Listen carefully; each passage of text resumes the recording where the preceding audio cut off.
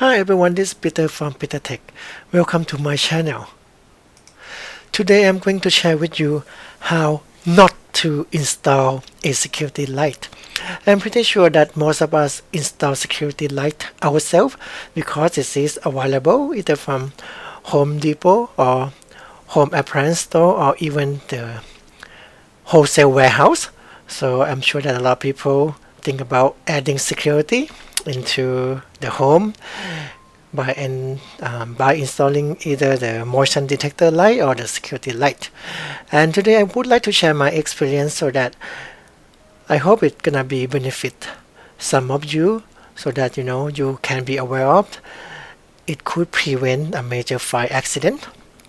This is what happened. After I installed security light for about almost 2 years, one day in a hot summer, my breaker tripped, and of course that means that there is some short circuit somewhere, and then I narrow it down to a switch that control my security lights. Okay, so I checked the light and I found the issue. I see the evidence that there is a short circuit, as you can see from the picture. Okay, and this is what happened. So the breaker tripped because there's a short circuit, but I was lucky that it wasn't become the major fire accident because the breaker does the good work and cut off the circuit as soon as it detect the short. Okay, so as you can see, because when I install the light, I have two wire cross each other, because I thought that there is the insulate on it already, and of course it worked for more than a year and everything is working well until a hot summer day, right?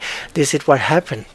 Because the heat caused the insulator to become soft, and then with the pressure from the light itself, with the pressure, so it pressed the two wires together, and that's when it caused the short circuit. Okay, so I fixed it by making sure that I rearrange the wires so that there's no part that cross each other, and I replaced it for more than a year now, so everything is so far working great.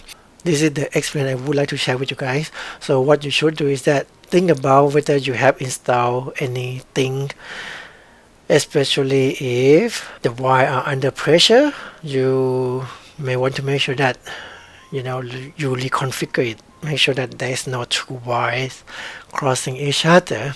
And if you haven't installed one, so I hope that you watch my video and prevent the things from happening to you. Hope it is beneficial to you.